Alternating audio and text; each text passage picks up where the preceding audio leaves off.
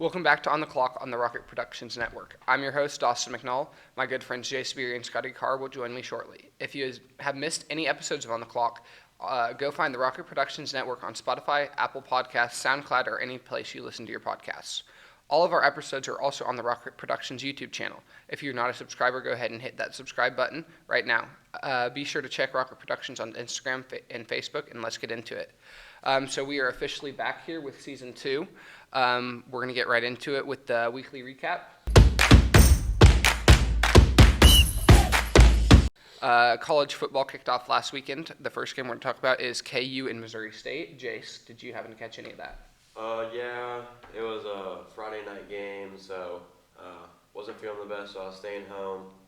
Jalen Daniels didn't play. He had some back tightness and just kind of in camp, so didn't really want to risk anything in a game that wasn't really the highest, I guess. Like the vocal point of your season. Yeah, I mean, we have a pretty good team in Illinois coming up, so, I mean, Missouri State's not a team that we should really be worrying about, so we put our back up and played pretty well, so, yeah.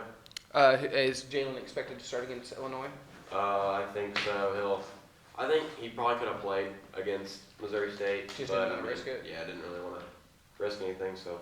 And then our game up next, K-State had a shutout win against SEMO. Scotty, did you catch any of that? Yeah, I caught a little later into the game when Avery was in. I got to watch a few. Avery played well, yeah. Avery, kind of, because right now they have him as they have two. Yeah, him and Jake QB2s. Rubley, yeah. And I think that he kind of put himself out there in a good position to hopefully lock up that QB2 spot, and maybe after Will Howard's gone, get that starting spot. And he looked really athletic, could move well out of the pocket. Yeah, I know he had, speaking of looking athletic, he had 5 carries for 32 yards and a touchdown. He should have had 2, but he stepped out at like the 3. Hold back. But he also was 3 of 4 passing, had 55 yards through the air. So in limited action, he looked well, I thought. Yeah. Will Howard also had a rushing, receiving, and passing touchdown and a half. The 6th Big 12 player to ever do it in an entire game. He did it in a half. Up next, we're going to move to probably the biggest upset in college football this week. Unranked Duke beat number, 17? Something like that, Clemson. Number 9. 28-7 in a just dominating performance. Did either of you guys catch that? I watched a little bit of it. I mean, Duke just looked like a really calm, steady, Like they were expected to be in that position. Yeah, rush game was there, passing game was there. Not sure the Duke quarterback Riley Leonard. He was 17 of 33 for 175 yards on the ground. He had 8 carries for 98 yards and a touchdown. Yeah, I mean, just this Duke team looked really calm, composed, really well-rounded team. Defense was there. Clemson, they were good, but the turnovers. I think QB had a couple interceptions. Cade threw a pick. I don't have fumbles in front of me, but didn't look like they were able to force any turnovers either. Yeah, no. So, pretty one-way side for a team in Duke. So. Yeah, Duke might be a team to watch going forward. If they can keep playing like that, they might just not be a basketball powerhouse anymore. Last year they came out when they played KU. They were 6-0. I think they were 5 or 6-0. It was 2 5-0 teams, I think. Yeah, it was 2 5-0 teams, and start off 1-0 this year. See if they can do the same thing. Mm-hmm. Okay, we are going to head into a quick break, and when we return, we're going to get into our game of the week. Is your child interested in football? Rosso Junior Football is a great small-town program that is here to help children find their passion for football. To have the most memorable moments with your child, contact Chad Spalding through his email, chad_spalding@live.com. Welcome back. Thank you for listening to our sponsors. Our game of the week this week was number 17. TCU was upset by unranked Colorado. Did either of you guys happen to catch any of this game? I watched the whole thing. It was great. Dylan got in. Travis Hunter balled out. What were your guys' thoughts? Yeah, I thought this game really kind of showed. I felt like it was really important for Shedeur Sanders to kind of show that he can come into FBS and dominate. And he did. He threw 510 passing yards for 4 touchdowns. I think there were 2 receivers, maybe a third, close to 100. I think it was 3 or 4 over. There was 4 receivers over 100 yards. Yeah, it was. So. the graphic I thought I saw was they had more 100-yard receivers in last week's game than they did the entire last season. Yeah. So that's pretty impressive. And then, Jace, do you want to talk about Dylan Edwards? Dylan Edwards, coming from close to here, Derby, Kansas, went up in the cold country. I mean, he kind of dominated. 24 rush yards. Okay, yeah, rush yards, 1 rushing TD, 5 receptions, 135 yards, and 3 receiving touchdowns. Yeah, he played Quite a game. Yeah, he broke off one screen. I think it was for like a 75-yard touchdown right down the sideline. It was beautiful. He had one play where it's kind of a non-contact. He kind of got subbed off for a couple plays, but it kind of looked a little scary with his knee, but came back in, got a rushing touchdown, and the rest was history. Yeah, he's, I think, one of the freshmen in this freshman class that I don't think will redshirt and will be very effective early on. So is Travis Hunter have any chance of winning the Heisman? You have big names up there like Drake May and what's his name? USC guy. Caleb Williams. But him playing on both sides of the ball as a wide receiver and corner, do you think he can make his case for the Heisman? Yeah, I think if he performs like he did this last game, when you're hauling in 11 receptions, 119 yards on offense, and then also getting a pick on the defensive side of the ball and a big pick at the end of the game where he jumped it and kind of solidified that win over TCU. But if he can keep that up, I mean, that's first time in a while that anyone's played both ways, especially because I saw a graphic. I think it was like going into the fourth quarter, he didn't play a total of 4 downs. Like 2 downs on offense, 2 downs on defense were the only time he wasn't in the game. And then, like, he wasn't in on kickoff or punt return, but... Yeah, I think he ended the game with well over 115, 120 snaps. But 3 tackles, 1 pass deflected, and 1 interception, and that interception was highlight worthy. We'll throw that up right here. But Colorado might be a force to be reckoned with, high scoring, 45-42 win. But I think we're heading to another break, and then we are going to recap the Chiefs game. If you're wanting to stay updated on school-wide events, new faces in our community, and more, then you should tune in to the Rocket Productions podcast. The podcast discusses things such as big upcoming sports games, club information, and even hosts different teachers and students for episodes. Check it out on the Rocket Productions YouTube channel every Monday. Welcome back, everybody. So we are going to recap the Chiefs game last night. They fell to the Lions in the season opener, 21-20. Mahomes played well. He had 226 passing yards, 2 touchdowns, and a pick that was returned for a touchdown. Scotty and Jace, I know you guys had a soccer game, but did you guys get to catch any at the end there? Yeah, we were able to watch the last, 5 or 6 minutes, and then I watched the game recap right after. Just struggled offensively for the Chiefs, and we kind of saw that with Travis Kelce not being able to play. So that really showed, especially when some of the receivers couldn't come up and no one really had a big game. Mm-hmm. So Yeah, our leading receiver was Michael Valdez-Scantling. He had 48 receiving yards, and then Justin Watson was right behind him with 45. Rookie Rashid Rice also played well. He had 29 yards on 3 catches. And then Pacheco had 31 on 4. Beer, you got any other thoughts on the game?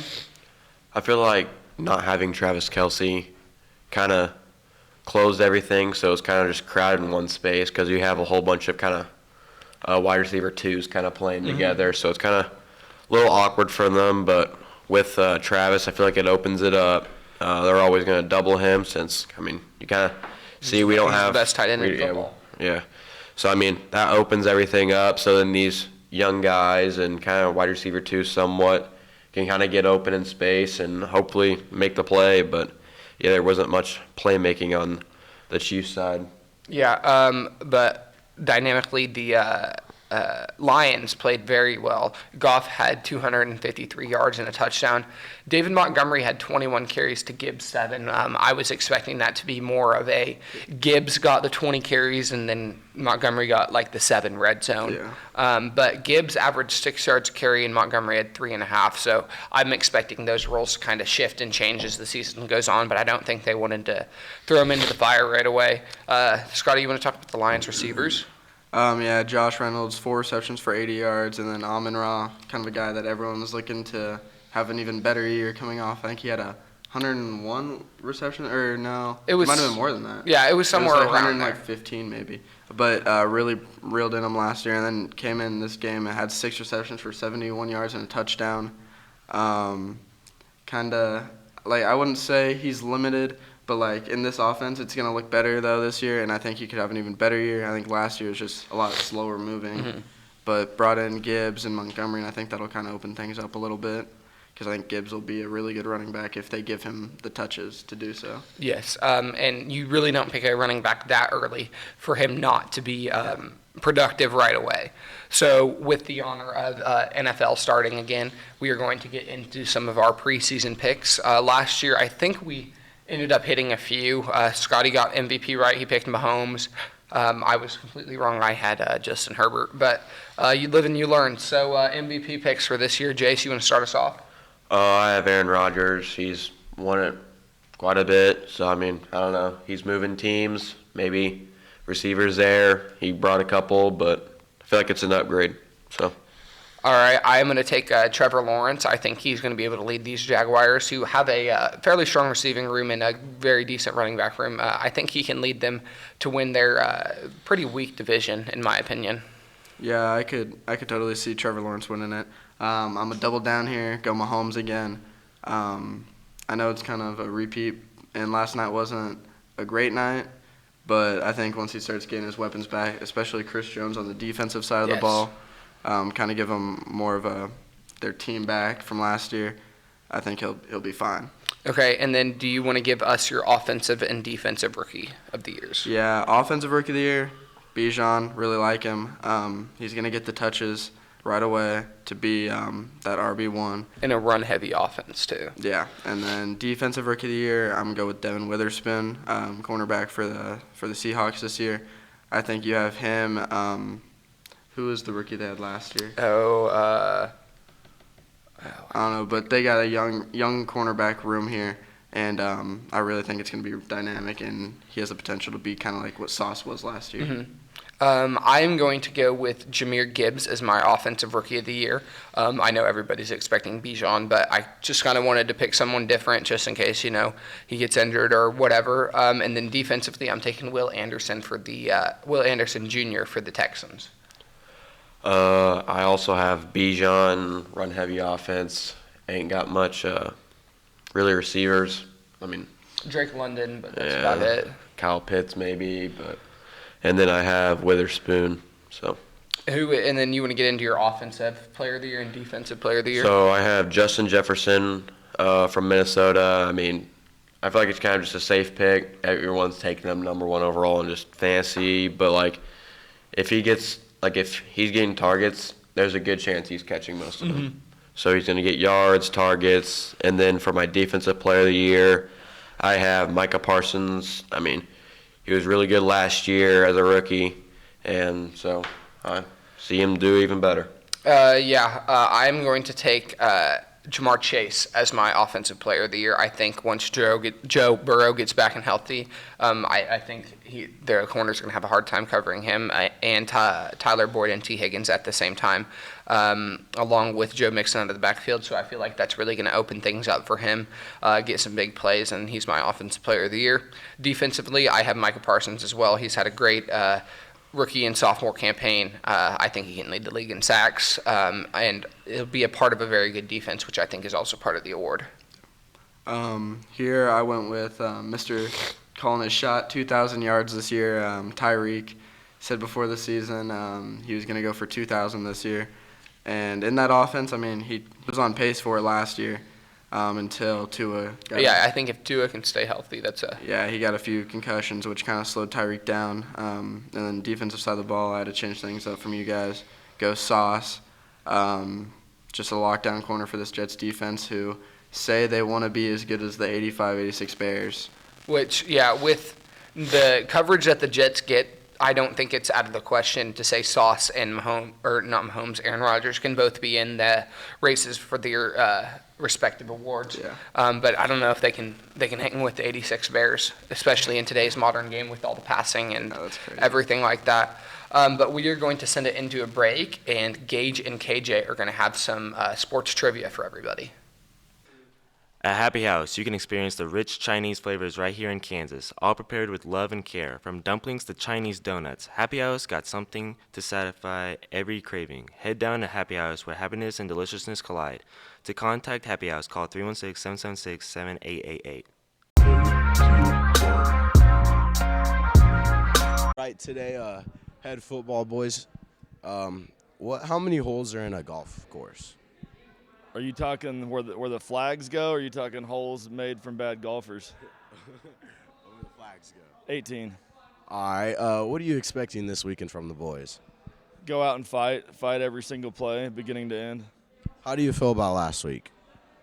We were in a good opportunity. We came out real strong, and we got too down on ourselves when a mistake happened. All right. Thank you, Coach. You bet. So I'm also here with Cooper. Who won the last 3 Super Bowls? You got the Chiefs, then you got the Rams, and then you got the Chiefs again. No, I'm wrong. No, the Bucks. There you go. Oh, shoot. Hey. Oh, give me some. That was good. All right. We're here today with David Penner, All right. Do you know how long a marathon is? 26.2 miles, All right. What's your favorite NFL team? the Green Bay Packers. Ooh. How do you feel about Aaron Rodgers leaving? I think it's time to find out what Jordan Love has. All right. What do you think about today? Today's game. Today's game, I'm excited for the challenge to go up against probably the #1 team in the state. All right. Have a good day. You too. All right, who am I here with? Morgan Revens, All right, got a couple questions for you. Who's your favorite football team? the Denver Broncos. When was the last time the Broncos won a football or Super Bowl? 2016. All right, what sport is the king of sports? Football, especially college football. NFL's low-key trash, though. No, completely wrong. What? Soccer. You're